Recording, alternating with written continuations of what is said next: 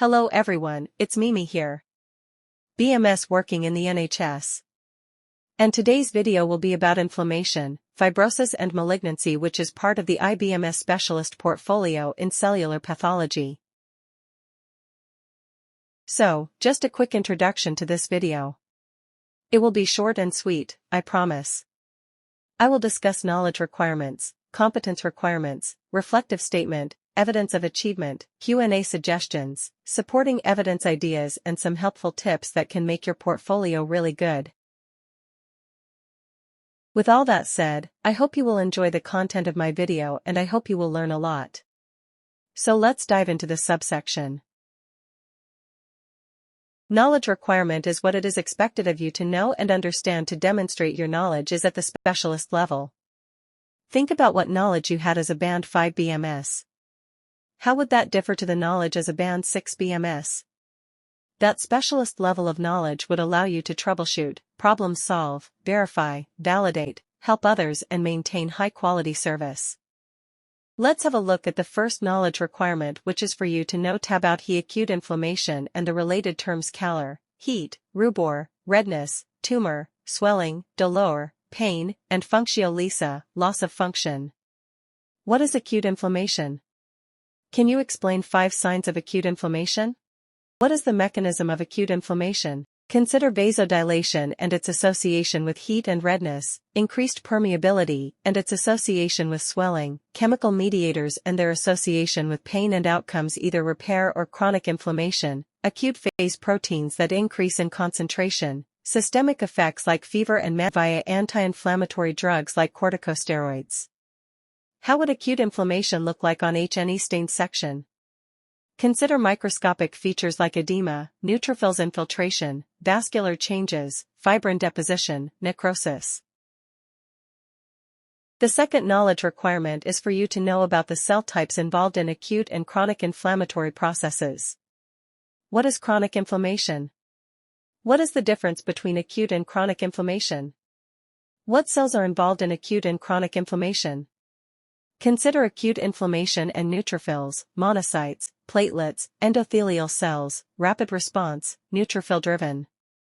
Consider chronic inflammation and macrophages, lymphocytes, plasma cells, fibroblasts, eosinophils, mononuclear cell-driven, prolonged response.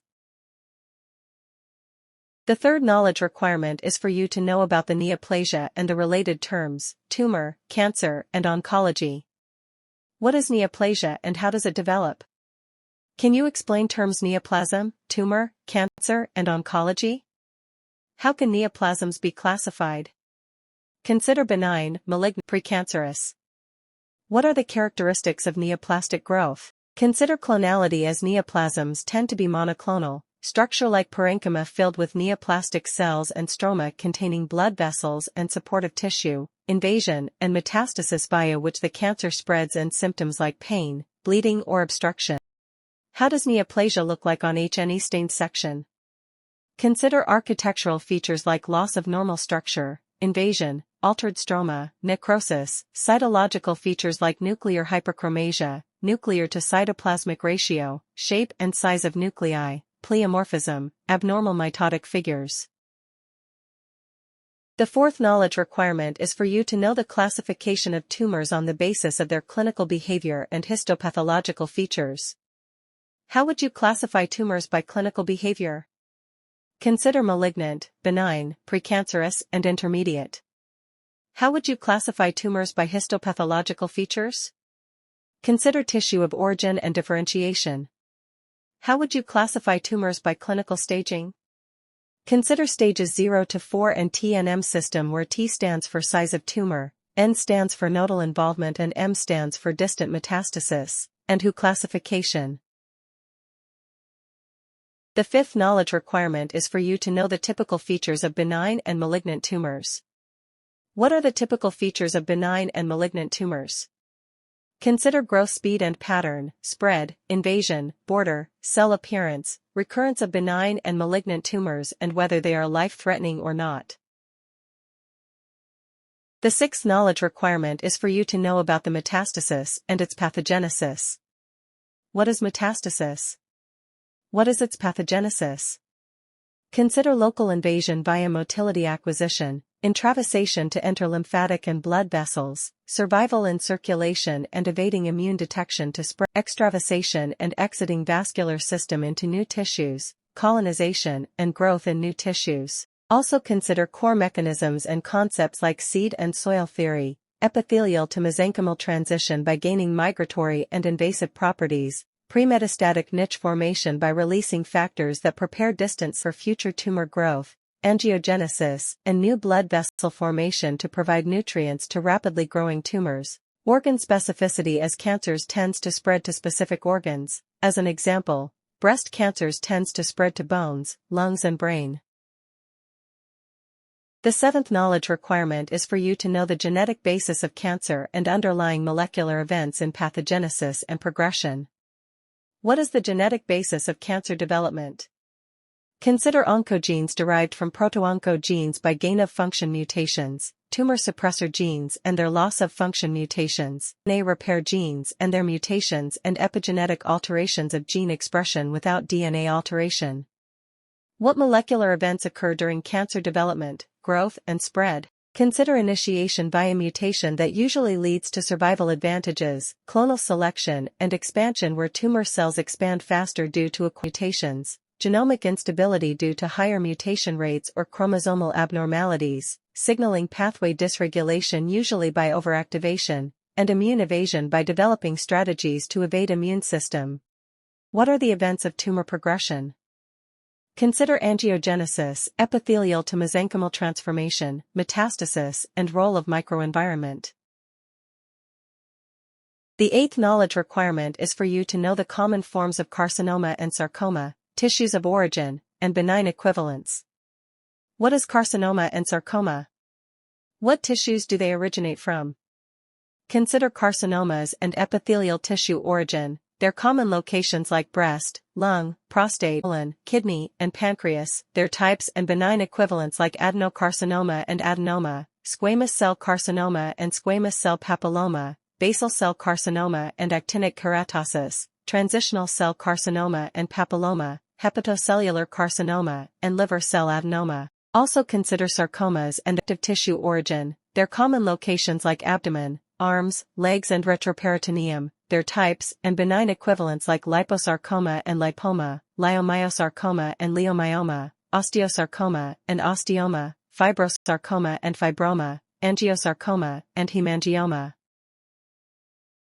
The ninth knowledge requirement is for you to know the various approaches to studying the etiology and pathogenesis of cancer. What is the etiology and pathogenesis of cancer? How would you study etiology of cancer? Consider descriptive epidemiology, case control studies, cohort studies, family studies, case control studies, genome-wide association studies, whole genome or exome sequencing, biomarker profiling, microbiome research, and experimental studies. How would you study pathogenesis of cancer? Consider in vitro cell models, cell cultures, organoids, in vivo animal models, genetic analysis, pathology, imaging, studying tumor microenvironment, immune studies, population studies, or functional characterization. The 10th knowledge requirement is for you to know the environmental carcinogens that could affect humans. What are environmental carcinogens? How can they affect humans? Can you give examples of environmental carcinogens? Consider radon, asbestos, air pollution, arsenic, formaldehyde, benzene, heavy metals, pesticides, herbicides, dioxins. What could be the source of environmental carcinogens? Consider air, water, soil, food. The 11th knowledge requirement is for you to know the significance and the clinical value of tumor-associated antigens. What are tumor-associated antigens? What is their significance and clinical value? Consider their role in diagnosis and screening, their use as prognostic tool, detecting recurrence, monitoring treatment progression, to study tumorigenesis, help with immunotherapy development. Also consider their limitations, future directions to improve their sensitivity and specificity, their use in combination testing to improve accuracy, and key differences between tumor-associated antigens and tumor-specific antigens. The 12th knowledge requirement is for you to know the link between classification of diagnosis and therapy. What is the link between classification of disease and therapy? Consider that classification is directly linked to therapy, informs treatment selection, helps with treatment planning, allows targeted care and therapy which makes it more precise, physical versus medical approaches, helpful for research, clinical trials, and evidence-based practice, improves communication and resources for healthcare providers. The 13th knowledge requirement is for you to know the application of cellular pathological techniques in the identification of inflammation and fibrosis. What histological techniques can be used to identify inflammation and fibrosis in tissue? Consider inflammation and H&E, special stains like Gram, PAS, GIMSA or GROCOT, IHC stains like CD3, CD4, CD8 for T cells, CD20, CD79A for B cells, or CD68 for macrophages, and molecular imaging like PET scan. For fibrosis, consider special stains like Masson trichrome, EVG, Victoria blue or Redic, IC stains like SMA, fibronectin or collagen, label-free and stain-free imaging technique to visualize collagen fiber density, orientation and cross-linking. Also consider application of cellular pathological techniques like staining to visualize inflammation and fibrosis, microscopic examination to detect, quantify, and assess severity of inflammation and fibrosis. The 14th knowledge requirement is for you to know the principles of screening for malignant disease and the role of cellular pathology in diagnosis. What are the principles of screening for malignant disease? Consider the importance of the condition. Must be a major health problem like cervical cancer. The disease progression has to be well understood with detectable symptoms. There have to be suitable tests for accurate, safe detection, accessible to the population, tests that can detect early cancer or pre-cancer state. There has to be effective treatment. The importance of the balance between potential benefits and harm, and facilities for diagnosis and treatment must be available. What role does cellular pathology play in diagnosis of malignant diseases? Consider analysis on cell level via FNA or fluids, early detection, analysis on tissue level, provide definitive diagnosis, enable staging, grading, and margins assessment, enable use of specialized techniques like IHC, or molecular tests to enable advanced diagnostics. Competence requirement is basically a combination of knowledge, skills, and experience one needs to perform a job to a satisfactory standard and level. Your chosen evidence should demonstrate these competence requirements. The following competence requirements need to be met for this section. Let's explore the first competence requirement, which is for you to state the histological appearance of malignant cells, using appropriate terminology. What is the histological appearance of malignant cell? Consider nuclear atypia like pleomorphism size and shape variation, hyperchromasia dark staining, nuclear to cytoplasmic ratio mitosis. Consider cytoplasmic changes like basophilia, scant cytoplasm, presence of inclusions or vacuoles. Consider architecture and anaplasia and cells appearing primitive, dysplasia, poor differentiation, loss of polarity, dyscohesiveness and cell mobility, invasion, necrosis and desmoplasia. The second competence requirement is for you to list the common types of cancer and their location. What are the common types of cancer? Consider carcinoma, sarcoma, leukemia, lymphoma, myeloma, melanoma, and cancers of central nervous system. What is their location in the body? Consider breast, lungs, prostate, skin, head and neck, testis, brain, bones and others. The third competence requirement is for you to describe the current state of knowledge about the molecular basis of cancer. What is the molecular basis of cancer? What genes and pathways are involved in cancer development? Consider genomic instability, oncogene activation, tumor suppressor gene inactivation, DNA repair genes mutation, genetic mutation accumulation, uncontrolled proliferation, cell cycle disruption, clonality, microenvironment, evasion, metastasis, epigenetic alterations like DNA methylation or histone modification to silence genes, and metabolic shifts to support rapid growth. The fourth competence requirement is for you to describe the multi-stage nature of cancer and be able to discuss factors that influence this process. What is meant by multi-stage nature of cancer? Consider initiation and genetic mutation, promotion and clonal expansion, progression and malignant conversion, metastasis and what factors can influence this process?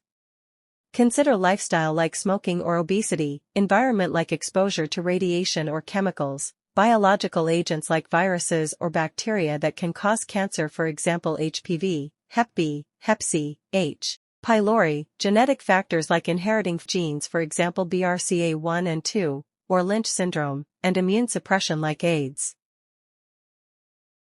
The fifth competence requirement is for you to distinguish among the known genetic mechanisms leading to cancer and discuss methods of prevention in genetically susceptible people. Which genetic mechanisms can lead to cancer? Consider oncogene activation, TSG inactivation, DNA repair, gene dysfunction, epigenetic changes, DNA hypomethylation, promoter hypomethylation, histone modification, microRNA dysfunction, driver mutations that provide growth advantage to cancer cells, mutation accumulation over time, or chromosomal rearrangements. What prevention methods can be used in genetically susceptible people? Consider genetic counseling and test surveillance, prophylactic surgery, chemoprevention, lifestyle modification, targeted screening, regular imaging, clinical trial participation, detection of biomarkers, or family planning and reproductive options. The sixth competence requirement is for you to recognize the histological appearance of inflamed tissues. How would inflamed tissue look like histologically? What features would inflamed tissue demonstrate? Consider your training and competence, microscopic examination of tissue, acute versus chronic inflammation, key features of inflamed tissue like presence of neutrophils, vascular changes, edema, or fibrin deposits in acute inflammation. Presence of lymphocytes and plasma cells, tissue repair, granulomas, fibrosis, angiogenesis, and tissue destruction in chronic inflammation. The seventh competence requirement is for you to list the causes of inflammation. What can cause inflammation? Consider acute inflammation and causes like infection, trauma, foreign body, toxins, irritants, and tissue death, chronic inflammation and causes like autoimmune disorders like lupus or arthritis, persistent infections, untreated acute inflammation that progresses to chronic, lifestyle factors like smoking or obesity, chronic stress and raise of cortisol levels which promote inflammation, underlying conditions like type 2 diabetes or COPD. Each section also contains reflective statement which is asking you, the candidate, to summarize your role in the laboratory in the context with each section. When you complete all the subsections within this section, you will be required to write a reflective statement. You also needs to write a personal reflection on your training and why you chose your evidence. To prepare for that, write a smaller reflective statement for each subsection. What is your role in context of this subsection within the laboratory? What does your evidence demonstrate? Also write a smaller justification as to why you chose your evidence for this subsection. Also write what was your training like when it comes to this subsection. Writing a smaller reflective statement at the end of each subsection will then make it much easier at the end of the section. Each subsection also has evidence of achievement. This is a part where your training officer signs you off as competent and fit to practice as a BMS at the specialist level. Training officer will confirm that you can work in accordance with local SOPs relevant to this section. They will also confirm that you have answered questions set by them to test knowledge and skills relevant to this section. And they will confirm that your chosen evidence demonstrates your competence relevant to this section. You will need to be signed off as competent by an internal assessor for this section. This can be your training officer, senior BMS overseeing this section, or a training lead. Questions should be set by the training officer. They need to be based around the knowledge requirements, relevant for each subsection. They should allow the candidate to demonstrate their understanding in each subsection. The questions should be specific and relevant to the candidate's in-house practice. They should also allow the candidate to demonstrate their specialist knowledge. If you would like to see specific example questions, please have a look at the video for trainers. Link will be included in the video description. These are some ideas for supportive evidence you will have to submit to demonstrate your competence in this area. Some more ideas for supportive evidence to demonstrate your competence in this area. I would also like to share with you some helpful tips that can make your portfolio look really good. Try to present the information in various formats such as tables, pictures, photographs, diagrams, flowcharts, graphs, or even videos, if you can. This nicely breaks down a lot of text that is usually present in specialist portfolios. Try to make it a little bit more interesting to the reader, which will be your training officer and eventually the assessor. Try to put yourself in their shoes. How would you like to read hundreds of pages of plain text? There is a saying I really like, and it goes like this: a picture is worth 1,000 words. I will make a video. I will share with you my evidence I used for my portfolio back in the day. Hopefully that will help. Also try to use various types of evidence, not just one type, like case studies for each subsection. You could use experiments, case studies, annotated results, annotated photographs of you performing tasks, evidence of troubleshooting, annotated EQA results, nonconformances, validation and verification as comparisons of different approaches and their pros and cons, control material production, certificates of course attendance with reflective statements, annotated images or charts, and so on. Try to bring in your personality. Think about the ways you like to learn best. If you like experimenting, perform experiments. Like troubleshooting, perform troubleshooting. Choose something that demonstrates your understanding, knowledge, skills, and how you apply this in your practice. And one more thing, keep the competence requirements in mind when you selecting your evidence. Good evidence will tick off several requirements. And this brings me to the end of today's video. Hopefully you now have a better understanding about the knowledge and competence requirement for this section. And I hope you also have a better idea what evidence you can choose to demonstrate your competence. And my final take-home message?